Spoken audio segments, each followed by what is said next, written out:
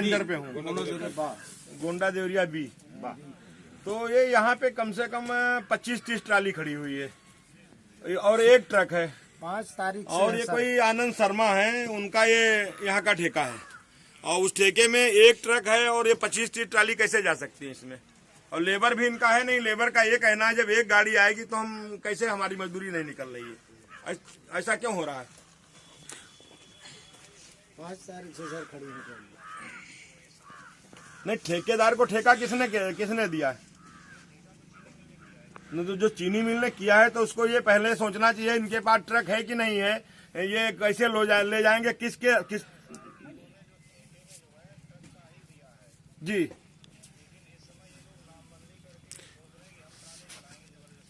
नहीं, सबसे बड़ी समस्या इनकी है कि जो किसानों की पर्चियां खराब हो गई, किसान गन्ना क्या करेगा? यहाँ पे 2 समस्या है, एक तो किसान की पर्ची खराब हो गई और गन्ना उसका छुला पड़ा हुआ है, आकर ये गन्ना भी सूख रहा है, तो एक तो उसका वेट लॉस हुआ और दूसरी बात पर्ची गई, फिर अब पर्ची चेंज होने में उसमें 10 दिन लगेगा, तो किसान तो गया काम से।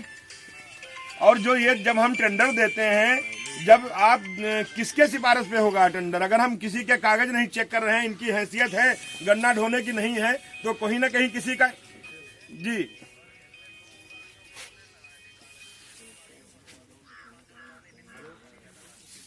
हाँ,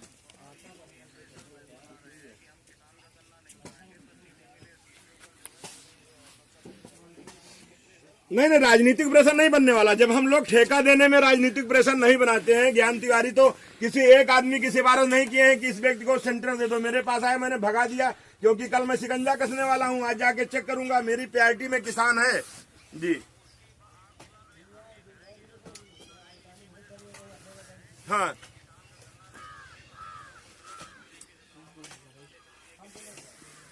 जी,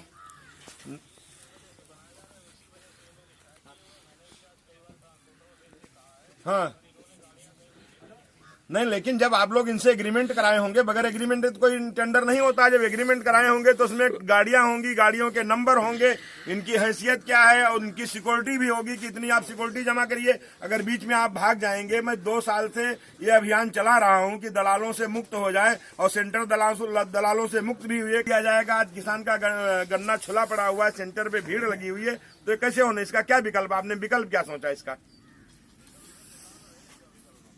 नहीं तो आपको इसके लिए कुछ करना पड़ेगा, नहीं तो आप फिर ये आंदोलन बहुत बड़ा आंदोलन खड़ा हो जाएगा, आपके लिए लाले पड़ जाएंगे। और इसका नेतृत्व तो हम ही करेंगे, इसका कोई सपा बसपा वाले नहीं कर पाएंगे, क्योंकि सपा बसपा वालों को तो आप लोग सेंटर दे देते हो, क्योंकि अभी तक चीनी मिल पे सपा वालों का ही कब्जा था और वही लोग कब्जे में लेकर के सेंटर दे रहे हैं, तो वो तो अपनी मोनोपोली एक बनाएंगे ही बनाएंगे।